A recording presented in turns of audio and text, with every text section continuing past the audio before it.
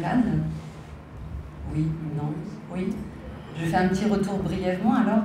Le musée de la Recad que vous voyez ici en photo est un musée qui a été créé en décembre 2015 à la sortie de Cotonou sur la route de Ouidah et qui est implanté dans un complexe artistique beaucoup plus vaste qui s'appelle le Centre. Et la singularité de ce lieu, c'est que déjà il ne conserve que des recades, qu'elles soient traditionnelles, anciennes et contemporaines.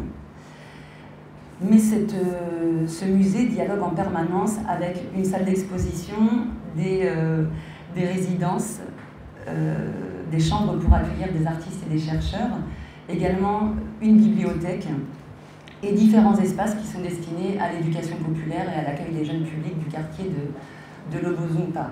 La singularité de cet espace est que, en effet, nous sommes situés à Lobozumpa, je ne sais pas si vous voyez, un petit quartier, le collège La Plénitude, voilà, quand on sort de Cotonou, qui est un quartier qui à l'époque n'avait aucun équipement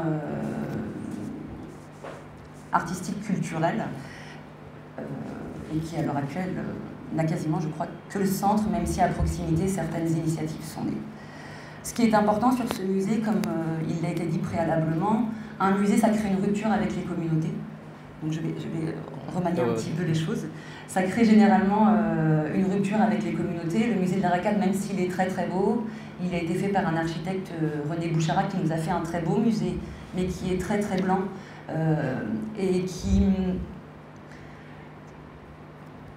En tout cas, on le remarque dans notre environnement et on a constaté que plusieurs de nos enfants et des familles avaient du mal à rentrer en pensant que c'était payant et que ce n'était pas fait pour eux.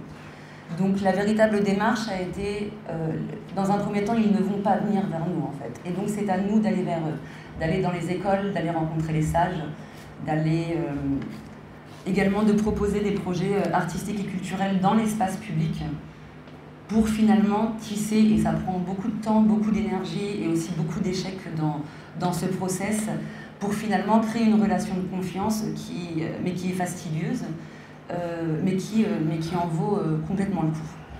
Donc c'est ce que l'on nomme l'écologie du lien, c'est-à-dire une manière aussi de faire musée, et où finalement la relation avec notre environnement, avec les communautés, les professionnels et les artistes est véritablement au cœur du geste patrimonial.